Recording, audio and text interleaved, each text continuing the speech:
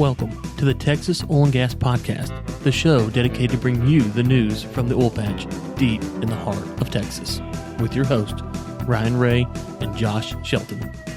And we're back with the Texas Oil and Gas Podcast. This is episode 143. I'm your host, Josh Shelton.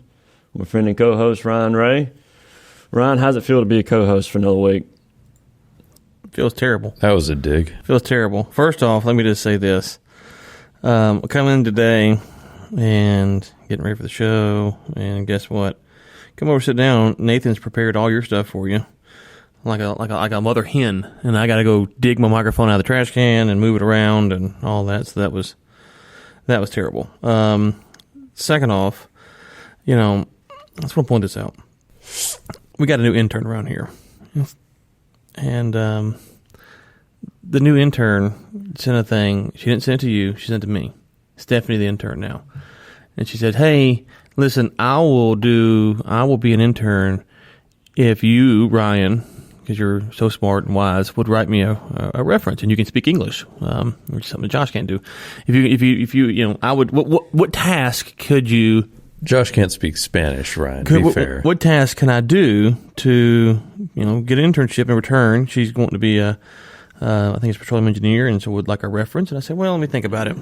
We need someone who can clearly speak. We need someone who can edit the podcast decently. I need a lot of things. But I ultimately decided that, hey, if we could get someone who can pick decent articles, that would be a good start.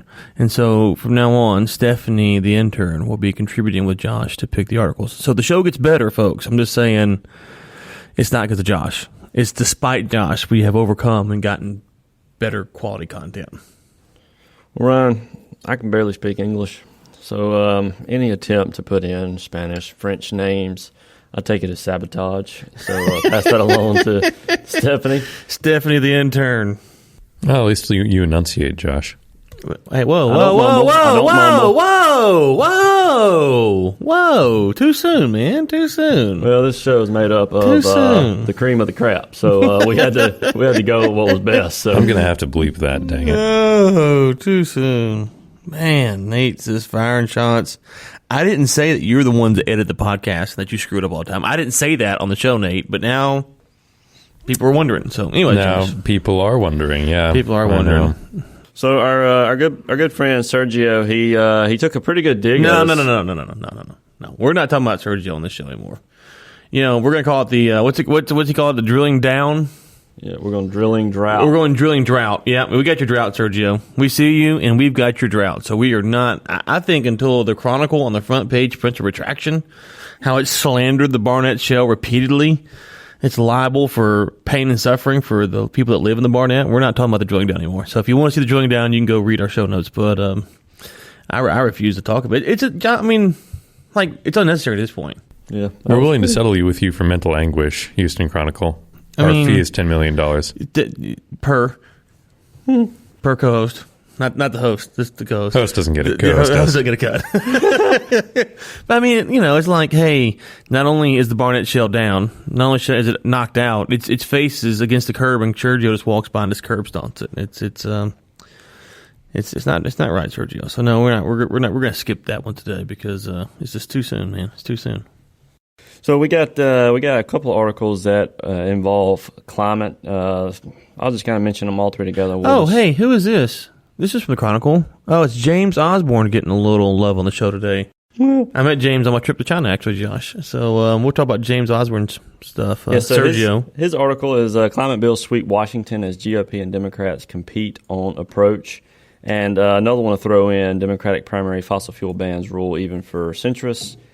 And I wanted to mix that in with a Schlumberger article that, unfortunately, Sergio actually authored this one. We may have to. No, Sergio drought. We can't talk about it then. So there's been some talks with Bernie Sanders came out and said there would be a fracking ban, and there's been some talks about all these companies going to kind of a net neutral or reducing carbon footprint by 2035 or 2050 or different things that they're discussing, and it's causing some discussions with companies out in the Permian about how they're going to address these issues. We've seen a little bit going on with flaring here recently, and it's going to be interesting to watch how the Democratic candidates are vying for a position, because I think if you go too far left, it's going to hurt you in the presidential race. But if you go too far right, it's going to hurt you in the Democratic primary. So they're walking a pretty fine line, and it's going to be something to see how they come up with a plan that doesn't completely discredit them, and then also with some of these companies, how are they going to deal with the negative press they're getting with oil if there's great opportunities for investment. So that's another thing. I think Schlumberger, the article that I mentioned earlier, they are moving one of their executives to a new energy division, and they're being on the face value, they're saying that they're going to move toward a carbon neutral goal. So will they be able to do that? Who knows? Or is it just optics? Well, let's be fair and balanced here. So we've got the liberal presidential candidates, and then let's bring in the voice of reason on the show, Speakner, the prophet of doom. Oh boy! So Speakner last week sent me this: Trump now talking about selling an extra 15 million barrels of the SPR this year. I guess he wants to bankrupt oil companies even quicker. I am so over Trump. The world has turned against oil, even though it is needed. It doesn't matter. Perception can keep prices low. Trump would just assume bankrupt all oil companies, and he just let them all restructure. He does not give a shot about oil production. And then he has a much longer couple of things. He did say, and maybe we need to do like a special Speakner episode. I keep talking about this. We need to do a special Speakner episode. He does say, unfortunately, your premise regarding oil prices, if Bernie were to win primary, is only half correct. So we'll tease that for a later day with Speakner. So here's a couple things, Josh. First off, and I know we don't do a ton of geopolitical stuff, so I'm going to try to keep that a little bit light here. But let's just say, for the sake of argument, if a Democrat wants to ban fracking in the U.S., what is the number one country that has dominated the news outside of the United States since Trump got in office 3 years ago now? There's one country that's been in the news more than any other country, outside the United States. It would I have two in my mind. It'd be Russia or China. Russia, I would say would be the one I'd pick. Easily Russia. It's not even close. It'd be Russia. From the standpoint of the Russia collusion. So every day, Russia. So let me just say this: if you want to strengthen Russia, which I think Russia is literally no threat to the U.S., but if you think they are, and you want to strengthen them, the one thing that you could do to strengthen them would be to stop drilling in the U.S. Like that, from a geopolitical, military, economics, all those things. If you wanted to strengthen Russia, you would stop drilling in the U.S. So I need right now, for Congress to start Russia collusion investigations, because the Democrats are obviously colluding with the Russians. Like it's quite simple. I mean, they must be colluding with the Russians. That's why they're all accusing each other of being Russian assets. It has to be. It's so obvious, and the fact that the Chronicle doesn't see this is just terrible, because if you stop U.S. drilling, you strengthen the Russians. So it's clear that all the Democrats are Russian puppets, and Trump's are Russian puppets. So they're all Russian puppets. So really, Russia should be feared, because all of our politicians are bowing the knee to Putin. Official position of the Texas Oil and Gas podcast. On President's Day, mind you. On President's Day. Happy President's Day. That our presidents, we're owned by Russia. We're owned by Russia. So I just want to say that. So it's funny when we talk about this stuff, and I know that Osborne here is probably not trying to get too much into politics, and I'm not going to spend a lot of time on it, but it's just funny that if Trump says something pro-Russia, the media loses their mind, but an actual policy that would hugely benefit the Russian economy, no one talks about it.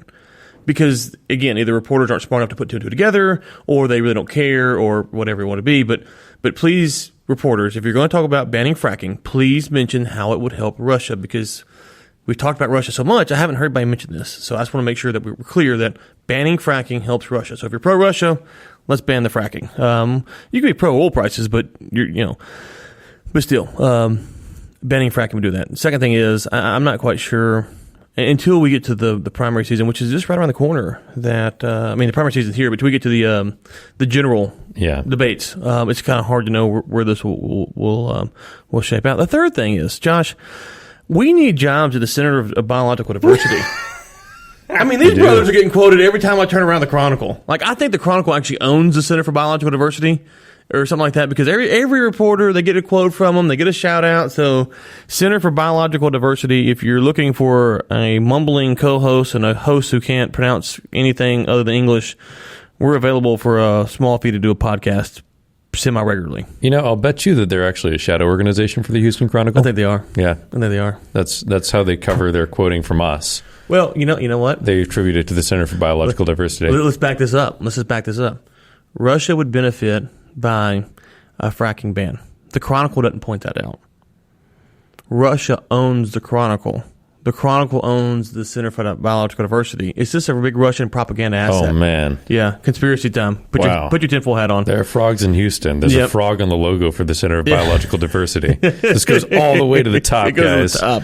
Illuminati, we've got it solved today, so happy President's Day.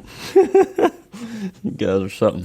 Hey, I saw there's a joke. The question was, what did socialists use before candles? What? What did socialists use before candles? Socialists? I think what did social issues use? What did socialists use before candles? What? Electricity. So we got an article here, Embracing New Technologies, Crucial to E&P Industry's Progress. There was a conference in Abu Dhabi at ADIPEC where companies from all over the world met to talk about emerging technologies, and one of the central issues was how they can maximize efficiencies and return on investment in the Permian, along with some other things. So, interesting to follow up on that. I've been doing some research on the ADIPEC conference. We may have some articles and some people that we can reach out to this week. Ryan, did you have any? You mentioned someone that you may have known that went over to the ADIPEC conference. I know Ken Silverstein was over there for something with Forbes, so he might have. He was at a conference over there. I don't know if it was the same one or not, but yeah, I think it's interesting, Josh, is that we got to be careful because we're all guilty of saying, "Hey, man, the industry's not evolving," but there's a lot of things that indicate that the industry is forward-looking. Is it slow? Sure. Is it maybe slower than we want it to be? Yeah, but I think at this point we have to be careful with the same narrative that the industry is not changing. It doesn't mean you can't still push for the industry to change, but if we're not careful, we're going to wake up and the industry will have kind of passed us by with with some of these technological innovations that are being talked about, especially on the international stage. Yeah, one interesting thing here, ADNOC announced a partnership with Total to deploy drones and unmanned vehicles to collect 3D seismic data as it expands its search for new oil and gas resources throughout Abu Dhabi. So, it looks like Ken was at a different conference over there. So. Okay. Just lots of cool stuff. I would love to get some more. Anyone that maybe attended, any listeners, it'd be cool to discuss some of that. Today we have a guest, Chris Hartley, Wellbore Placement Advisor at Gyrodata. Chris, great to have you on the show today, man. We're looking forward to speaking with you. I think we started to set this up back in December, and finally have you on the show today. So glad to finally get you here. Well, thanks. Today, my job role and what I'm doing is actually providing all technical support to our sales staff and marketing group. So many years, gray hair in the business. So drilling services and wellbore placement is something I'm very, very knowledgeable of. So why don't you, for our listeners who aren't in the upstream portion of the business or don't know what a wellbore placement is, why don't you kind of break down that term before we kind of get into the various topics for the day? Sure. Well, let's say back in the pre-2000s, most of the wells drilled in the North America and Canada were drilled into conventional reservoirs, meaning sandstone or limestone reservoirs, and then the source rock is shale. Somewhere in the mid-2000s, all of a sudden, we started drilling these shale plays and started drilling them horizontally because we had the ability to I guess became more efficient at fracking. So as fracking industry became more and more efficient, cost effective, then we started drilling all these shale plays around the U.S. and Canada, particularly because we were able to produce them. In doing that, then pad drilling came about. And that means instead of having one well per surface location, you started out and maybe had 2 wells per surface location and then 5 wells and 6 wells. And now some of these surface locations are called mega pads, where you can have 32 to 64 wells off of one surface location. So at the surface, it now becomes very similar to complex offshore installations where you have to mitigate running into all these different wells coming off the surface pad. But then as you get deeper, they separate. And the well spacing in the shale plays is very critical for production. And as you've heard, over time, we keep reading more and more about, we're not hitting our production quotas. We're not producing what we thought we could get out of it. And now people are starting to wonder why.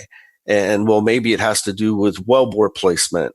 And we don't exactly have the wellbore placement we thought we had due to different issues in the drilling process. And what you say there's due to different issues. What are some of those issues? Well, you can have instances where our BHAs and our instrumentation in the bottom hole assemblies are further back, maybe say 60 feet back. It'd be like steering a car and you're sitting 60 feet away from the front wheels that actually are doing the steering in a car. So you can see that you may react a lot slower to a change in the road or a change that you need to make. So one of the things that the industry's been working on is getting instrumentation closer to the bit. Okay. Other things we've been doing is trying to improve the accuracy of the instrumentation. So if we're running a standard MWD tool, then the industry now on a regular basis does error correction to correct for error in misalignment and bias terms in an MWD survey sensor. And that helps tighten up the sensor spacing so we know a little bit more about where we are. And then in our company's case, we've also then made a new sensor that's been in the industry for a while, but we've started applying it in a different way where we create what's called gyro while drilling, where we use that typically to kick out a window when you have magnetic interference. And so we take, and you have an existing well, and you cut the casing, you mill it, you create a window, and you use the gyro while drilling to steer out of that window due to the magnetic interference that would corrupt the traditional MWD tool. And that's really the basis on how Gyrodata got started. But today, with the technology advancing, Gyrodata has been able to make a solid state gyro that enables us to drill the entire well with it. The nice thing about a solid state gyro, because of the principles that it works on, it's a more accurate measurement even than a standard MWD corrected survey. So you have better wellbore placement and have a better idea where you're at. So one of the things that we've talked about on the show, and various guests have kind of weighed in, I'm curious your perspective is, some people have said that, you talked about not getting a production quota, some people have accused the oil and gas industry of lying, that they knew the whole time. Some people have said that, we're just kind of, we're incentivized by money. Some people have said that they didn't have the technology. There's a lot of reasons for why we hadn't meet this production quota, and you kind of walked us through that. Kind of our take on it on the show has been well, there's probably a lot of different reasons. Probably some were incentivized by money. Some may have been deceptive. Some may have thought they were doing the best thing and they were just wrong. But I'm just curious, what is your take on, going back to your original point about not hitting the production quotas? Do you have maybe the top reason why you think we are? Is it that people are too eager, or would you say that no, that they were trying to do the best? And again, I'm trying to flatten this out, but maybe rank the reasons from what you've seen most to least. Well, I think number one especially in these horizontal shale plays, the industry's fighting for money. And so you may be optimistic on your production numbers simply because you're trying to secure money to prove that you're correct. I don't think people go out there and willfully try to be deceptive, but they do probably maybe embellish a hair, become over optimistic on what they can do with new technology. In other words, in my world, we can run all the new technology you want, whether it's steering a well or fracking a well, but until it's proven, don't give me production numbers on unproven technology methods. And that's what we got, especially say from 2010 forward when things just really, really ramped up. So now investors are kind of skittish, right? So they're trying to learn how these numbers are put together and what they're based on. Where I become more optimistic is if we want 660 foot spacing on these long horizontal laterals, and we're drilling 2 mile laterals every day now in the Permian, and we're getting ready to go to 3 mile laterals. And you need to have them spaced right because of the frac programs. The well spacing is basically determined by the guys doing all the frac work. And they're saying, here's where we can optimize our fracs.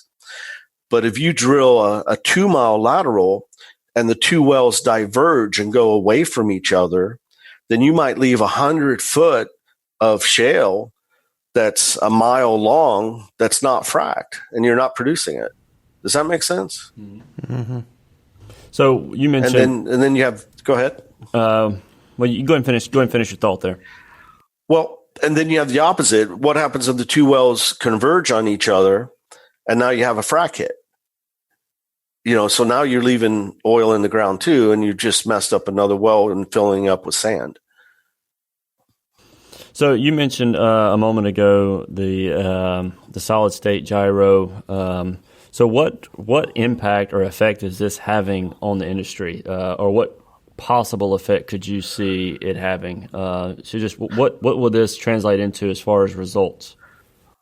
Let me give you an example. So everywhere we drill in North America, we have lease lines, right? And a lease line is basically a property line that says every state has different regulations, but it says how close can you come to this lease line or property line without going over it. So what the solid state gyro will allow you to do with high confidence is drill as close as we can in the industry today to that lease line without going over it. Where with standard MWD tools and even doing the corrections I had stated earlier, you just can't get as close. So there's the opportunity to grab more production space that we were leaving in the ground. The other example that we've done with the solid state gyros is we've come back, if all the wells were drilled north-south, we've come back and drilled perpendicular or east-west under all the heels of those wells, picking up all that production. Does that make sense? So basically, it allows you to maximize acreage much more efficiently. There you go. That's exactly right. It allows us to have better wellbore spacing and maximize the acreage. And all this is proven based on modeling and what's called ellipse of uncertainty. In other words, ellipse of uncertainty, it basically, if you drew a football, that we're talking about an MWD tool, and look at the outside shape of that football from the side view, that would be your area that the wellbore could be in, anywhere in that ellipsoid shape as we drill. And we like to think we're in the center and we're always on the line, if you will, or the well plan is what we call the line. But in reality, because of the instrument error, we could be anywhere inside that ellipsoid that's shaped like a football, and still be considered good. It's a good tool. It's a good product. So the industry has always tried to reduce that ellipse of uncertainty and make it smaller and smaller. And so like the solid state gyro, the ellipse is the smallest one in the industry, and it's not really even an ellipse anymore. It's a straight circle. And so it's really, really reduced in terms of error. One of the things that's hard to measure is, and Josh and I are guilty of this, probably overplaying the industry is not advancing technologically and they're kind of slow to adapt. And so it's true and it's not true. And I think that it's easy to say that. And I think Josh and I are very guilty of it. And I also think we're probably guilty of getting too much credit. So balance it out for us from your perspective. How is the industry responding to technological change? Is it kind of at the right pace, a little too fast maybe, or a little too slow? Because if you go back to what you said, some of these things about, hey, we think we're going to hit these quotas and stuff, you could actually say, well, they actually, and I'm using technology in a very wide term here, they actually overestimated their technological capacity and kind of got them in a bind because they thought they could do things that they later found out they couldn't do. So give us your take on that. Well, it's twofold. So you have from my view, you have the customers that want the technology. Oh yeah. And then you have the service providers that have had to spend R&D dollars to develop this technology. So the solid state technology, for instance, many companies are working on it and trying to pursue this technology, but you're throwing millions and millions of dollars at it over several years. So the service provider wants a premium for it, and the operator is saying, well, why am I going to pay premium? And so you have to speculate and justify. So we can say, hey, look, we believe you're leaving oil behind because your spacing is not what you think it is, and you're leaving untapped areas of the reservoir. And they can come back and say, well, yeah, but we don't think that's our biggest problem. And they'll try to keep the price the same as it is. So at the end of the day, there's this push and pull with any type of technology of the providers trying to get their R&D dollars back, and the users saying, I don't know if I'm willing to pay that much more. It's the same thing we see with laptops. For instance, laptops get smaller, lighter, and more powerful, and we pay less for them as a consumer. So that's what's happening within the industry. It's like, why do we have to pay more? Well, we have to pay more because we don't have the same volume of sales that a laptop company would have. Yeah, and on that, I think the other thing, if you're looking at saying, obviously you don't have the volume of sales, but right now, the industry's kind of, there's a lot of headlines that folks, you've seen bankruptcy, stuff like that. But also, if you look at it and say, well, where the price is at, I'm wondering if this price is actually the best price to incentivize this. So if you're at $100 a barrel, you're probably not worried about how many barrels you're leaving behind.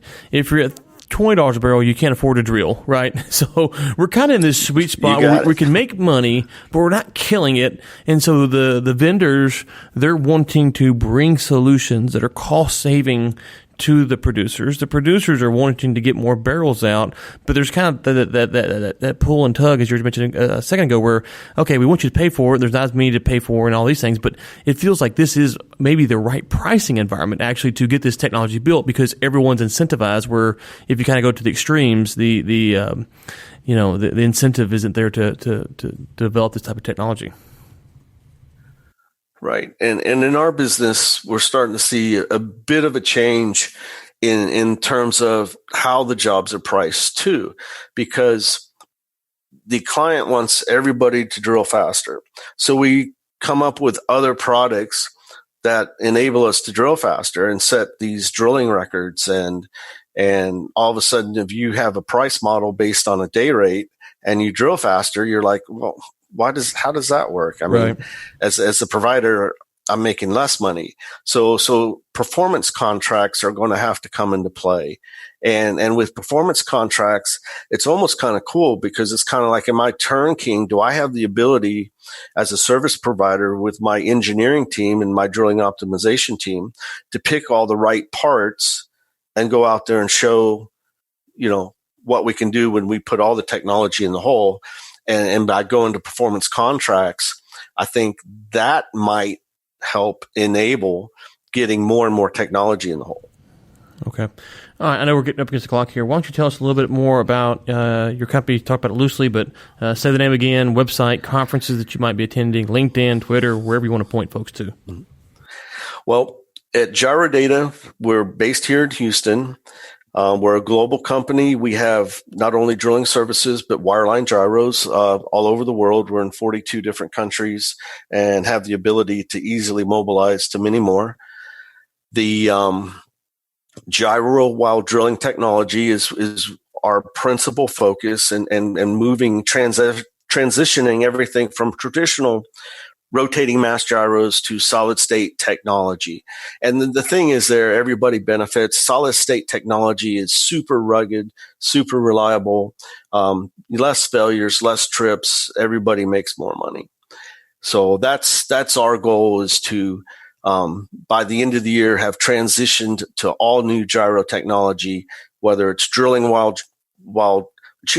gyro while drilling or traditional gyros. We want to continue to advance the technology. Okay, well, great. Well, it was good to have you on. A lot of good information here. And where is the website again? So the website is at gyrodata.com, and on there we'll have everything that we've talked about that has all the flyers, brochures. We're also heavy into LinkedIn. So if you've become a follower on LinkedIn, that would be great. We can track you and provide more information to you. LinkedIn is our primary means of social media. Okay, we'll link to the website and the LinkedIn in the show notes. It was wonderful to have you on today. Thank you so much, and hope to see you on again in the future. Thank you. Thanks again for Chris Hartley with Gyrodata for coming on the show today. Great having him on. And now, Ryan, let's do the roundup. Kudos to Stephanie, the intern. She has loaded us with some extra articles, so we have a lot to hit here in the roundup. So, Ryan, for the Texas roundup, we have, because of our intern Stephanie, we have a lot of good things to cover. So, shout out to her. We have, I have mine, and then there's lots of other ones. So, the first one. Marathon oil profit misses estimates as prices tumble. So oil prices being down causes some of the profit margins for Marathon to be lower, and so some of their drilling is supposed to be cut for the year.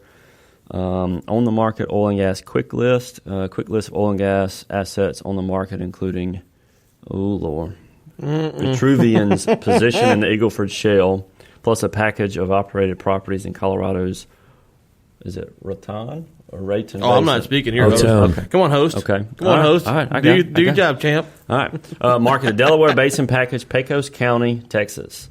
Let's see here. 100% working interest, 10 producing wells. Bids offering closing on February 26th. If you want more information on this will be linked in our show notes. Technology firms Inveris and RS Energy Group join forces. So Austin-based Inveris is acquiring RS Energy Group of Houston and combining the two entities into a company that offers technology, machine learning, and advanced analytics across the industry. I just saw another thing where there was another merger with the same company, not the same two companies, but Inveris and someone else. Icon demands Oxy reveal if it was approached by a potential buyer. So the word was that Oxy may have been approached by a company looking to buy Oxy before Oxy went out and acquired Anadarko. So Icon's stirring up some stuff there. So we'll keep following that story and see how that comes. The offer still stands, I believe. Icon, he's welcome to come on the show, 15 to 30 minutes, and give his take on Oxy and how they've handled all of this. Icon Associates is also welcome to return my phone calls. Oh, that's right. It's free to come on the show. So, what better place to get the ear of the president and maybe make some changes on international stage. So, yep. Although it's free to come on, but we are not unwilling to consider a sponsorship. Icon Associates. Oh, yeah, no doubt. South Cross Energy exits bankruptcy, moving headquarters to Houston. Enterprise prevails in court battle of Texas pipeline giant. So we've talked about this a little bit. So Enterprise and Energy Transfer, they've been for several years now. It actually goes back to 2011. Enterprise backed out of plans to build a 50-50 pipeline project with Energy Transfer, tentatively called the Double E Pipeline. Enterprise actually prevailed in the battle. They backed out and instead built a similar project with Enbridge, who's going to be in the news here shortly. So Enterprise went with Enbridge, and they actually won the case. In other news, Clayton Williams dies at age 88. So this was a pretty big story. Passed away Friday night. That's Valentine's Day, right, Ryan? He passed away on Valentine's Day. Yep, that is Valentine's Day. He was a legend. That's the best day to go out, I guess. So Clayton Williams. I'm going to say no. Valentine's Day is not the best way to go out. I mean, for someone like you who's not sensitive to people's feelings and emotions, and but a sensitive guy like me, I don't want to die on Valentine's Day. Full life. He lived a full life. Got the one last day, last Valentine's Day of your life. So he got to live approximately 88 Valentine's Days. So. Well, exactly. I would say not approximately, like literally. Unless he was born after Valentine's Day on the first one. It would have been 87. Oh, okay. 87. Okay. Yeah, that's why you're the host. Advanced math. Better at math than I am at English. Texas regulators okay CenterPoint rate hike, but customers will pay less. Not much here. Just wanted to link that.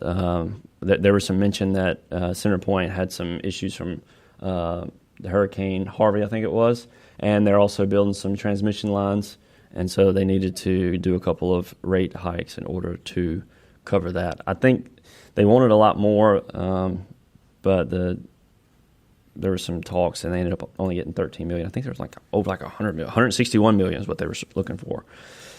Debt-laden Lillis Energy to sell Permian Basin acreage chunk for $24.9 million. Drilling down, Hunt Oil seeks latest fortune. Whoa, no. It's a drought. It's a drought. Drilling drought. Yep, sorry. He's out. Noble Energy takes over $1 billion charge amid lower gas prices. And last but not least, Enbridge to acquire Rio Bravo Pipeline in a $25 million cash deal. That's Enbridge. I mentioned that we're going to be coming back up here.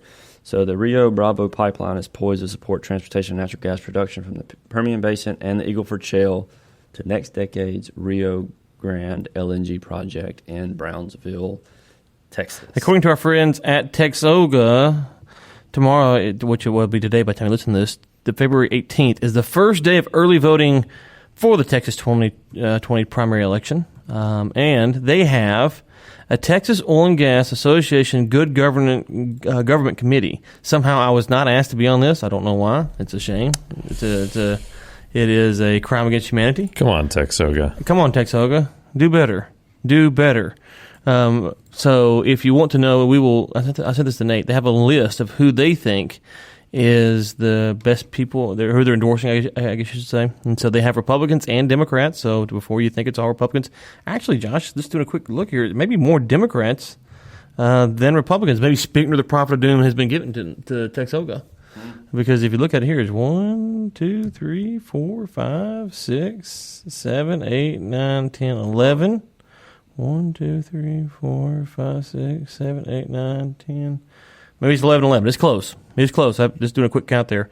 So, I guess maybe Texoga is trying to be fair and balanced, or I don't know. But anyways, whatever you think, Texoga has their, it's kind of like the Texas Oil and Gas Association of Decent Government Committee, because I'm not on it, so Decent Government Committee. Anyways, you can go. Okay, Government Committee. Okay, the best we could do. The committee without Ryan, however you want to say that. But in their defense, guys, let's be honest. If they put me on that thing, would I actually endorse any candidate? That would be the question. And the answer is no. No, you wouldn't. The list would be blank. They'd send it out. We endorse nobody. We endorse firing all of them out of a cannon into the Gulf. Or they could have their list, and I could have a subcommittee, and then I could issue my list as the opposition committee endorses no one. There we go. So, anyway, so there it is. We'll link to that in the show notes as well, so folks can go check that out.